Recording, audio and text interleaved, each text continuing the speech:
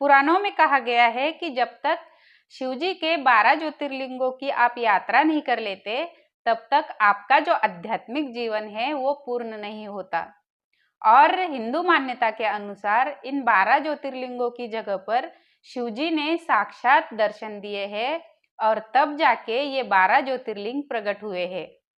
और ये भी कहा जाता है कि जो इंसान इन 12 ज्योतिर्लिंगों की यात्रा करता है वो सबसे ज्यादा भाग्यशाली होता है।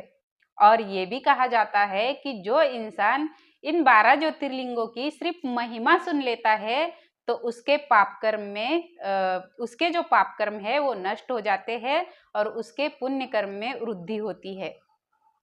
तो आइए चलते हैं हमारा प्रथम ज्योतिर्लिंग सोमनाथ ज्योतिर्लिंग की तरफ।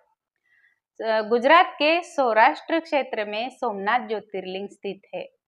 कहा जाता है कि दक्ष प्रजापति ने अपनी 27 कन्याओं का विवाह चंद्रमा के साथ कर दिया था और चंद्रमा को पति रूप में पाकर ये कन्याएं भी बहुत खुश थी। लेकिन चंद्रमा अपनी एक ही पत्नी से सबसे अधिक प्रेम करते थे। वो पत्नी थी रोहिणी और बाकी की पत्नियों से दुर्व्यवहार करते थे। ये बात जब दक्ष प्रजापति को पता चली तो दक्ष प्रजापति बहुत दुखी हुए। एक बार तो दक्ष प्रजापति ने चंद्रमा को समझा बुझा दिया था कि आपका जो है कर्तव्य सारी पत्नियों के साथ सम होना चाहिए। लेकिन चंद्रमा ने अपने व्यवहार में बिल्कुल भी सुधार नहीं लाया। फिर दूसरी बार जब दक्ष प्रजापति को ये बात पता चली कि चंद्रमा जो है उनको समझाने के बाद भी अपनी बाकी की पत्नियों के साथ दुर्व्यवहार कर रहे हैं, तो दक्ष प्रजापति बहुत क्रोधित हुए और दक्ष प्रजापति ने चंद्रमा को क्षय रोग होने का श्राप दिया। जब श्राप पाकर चंद्रमा की जो चमक है वो धीरे धीरे क्षीण हो रही थी, तो चंद्रमा ने ब्रह्मा जी से गुहार लगाई अपनी मदद के लिए। फिर ब्रह्मा जी ने उनको बताया कि आप जो है पार्थिव शिवलिंग का निर्माण कर शिवजी की पूजा आराधना करें और मृत्युंजय महामंत्र का जाप करें। चंद्रमा ने पूरे 6 महीने तक हर दिन पार्थिव शिवलिंग का निर्माण कर शिवजी की कठोर आराधना की और महामृत्युंजय मंत्र का निरंतर जाप कर शिवजी को प्रसन्न कर लिया। शिवजी जब प्रसन्न होकर प्रकट हुए तो शिवजी ने चंद्रमा से कहा कि मांगो चंद्रमा, तुम क्या वर मांगना चाहते हो। तो चंद्रमा ने अपना क्षय रोग ठीक करने के लिए शिवजी से प्रार्थना की।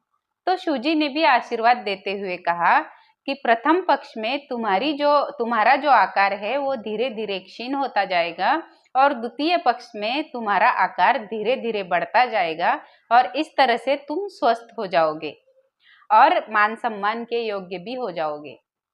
फिर चंद्रमा बहुत खुश हुए और अपना क्षय रोग होने का जो श्राप था वो भी शिवजी के आशीर्वाद से नष्ट हो चुका था। तो चंद्रमा ने खुश होकर शिवजी की बड़ी भक्ति भाव से स्तुति की। वहां पे बाकी देवगण भी आए और बाकी के देवगणों ने भी शिवजी की स्तुति की और शिवजी बहुत खुश होकर सोमनाथ ज्योतिर्लिंग के रूप में वहां पे प्रकट हुए। और कहा जाता है कि बाकी के जो देवगण थे उन्होंने सोमनाथ कुंड का निर्माण किया और आज भी उस सोमनाथ कुंड में शिवजी और ब्रह्मा जी का निरंतर वास होता है।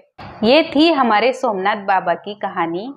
कहा जाता है कि 12 ज्योतिर्लिंग की सिर्फ कहानी या स्तुति सुनने मात्र से ही हमारे पाप कर्म कट जाते हैं और हमें मोक्ष मिलता है। आपको पूरे 12 ज्योतिर्लिंग की कहानी अगर सुननी है तो मैंने लिंक डिस्क्रिप्शन बॉक्स में दे दिया है, आप जाकर वीडियोस देख सकते हैं। हर हर महादेव, जय श्री महाकाल, राधे राधे।